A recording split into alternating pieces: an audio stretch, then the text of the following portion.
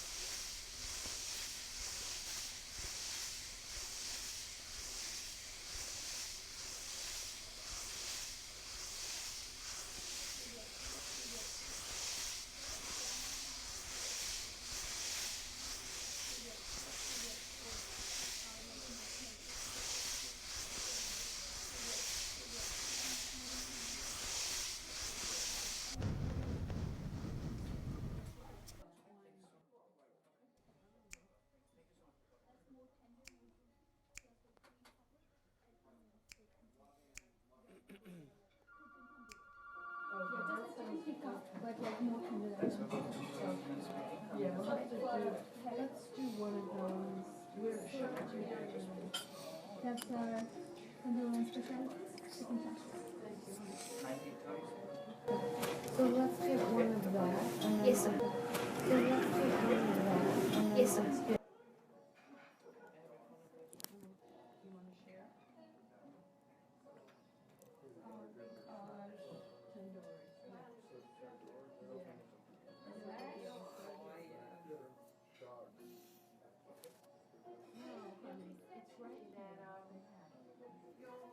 Tandoori.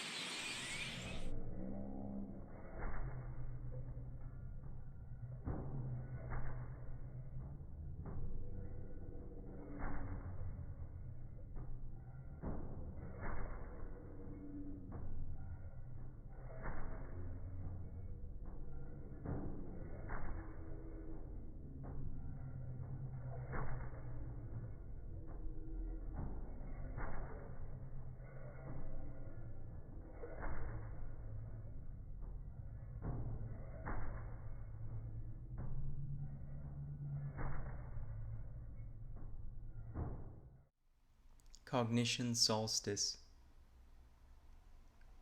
I drive along a serpentine road with ocean to my left and small pastures interrupted by mountains to my right. The sun is just setting with the last faint rays of light slipping into the horizon. I don't recall exactly how I got here or where I am.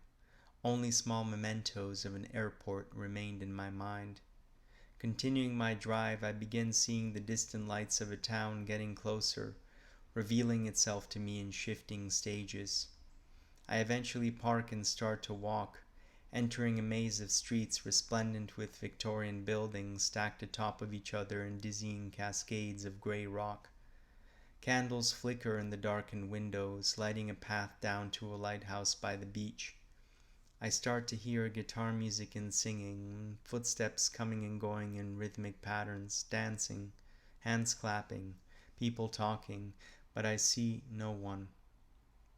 Long sheets of ocean blue fabric wave along curved laundry wires suspended between buildings. I am alone, searching. Somehow hovering above the town to take in the scene, then coming back to my point of view again and again in tide-like cycles. I look into the darkened windows, no signs of life inside, only the candles guiding me onto the beach. Continuing to walk, I notice a 3-story rectangular building of travertine marble with balconies fully surrounding each floor resembling terraces. I stand there and watch it for a moment, then turn my gaze towards the beach ahead, listening to the distant waves breaking over the surf gently like soft chimes.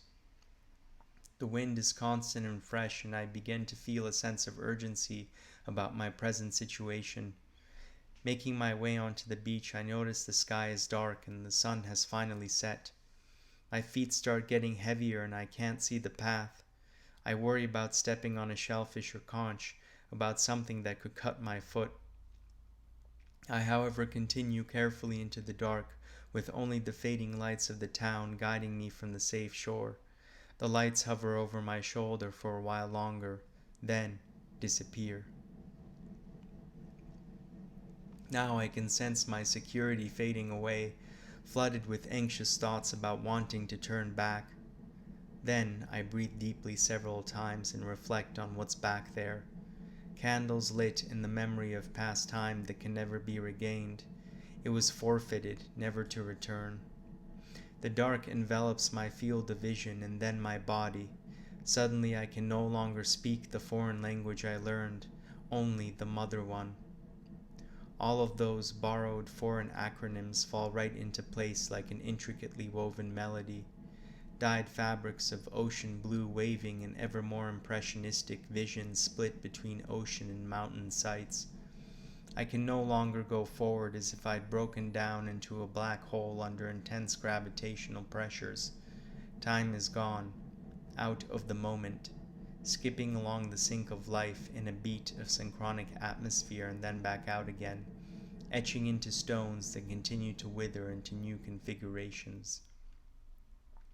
Then, through the darkness, I sense a boy. He hugs his chest and wears a patch covering his right eye, over which sit brown tortoiseshell glasses. He rocks back and forth, scared and imaginative, full of beautiful thoughts far away from existence. He ponders about the kids on the track, and runs with them past the vast lanes of birch trees, hearing leaves fall slowly from their orange bushels. He dreams of lighting the school on fire as he hangs his coat in the student locker. He cannot stop imagining, and this defines his world. There, I meet him, me, at a past time. I look at him, seeing the world so small with idle time to waste, not realizing we are each faced with the reality of the present and our being floating into it like a rowboat waving along stormy blue seas. I lay on the cold sand as the boy becomes part of me again. I make peace with traversing memory for no purpose, the sand pulling me deep into the core of the planet, ocean waves now trickling inside, cooling the way down into a mirage of going places. Then, open my eyes, first only slightly, seeing the faint orange sky. Then again 5 minutes or an hour later, then all the way. I wake to a reality strangely assembled around me, with everything out of place in regular context. Objects suddenly gauged based on poetic utility, creative stampedes and irrational bouts of writing coming and going along with portraits, tears rolling under my forehead in scintillating rage, hands shaking in idle smiles, conversations held in intimate fervor, blue petals hovering above steamy bayous, love to live again.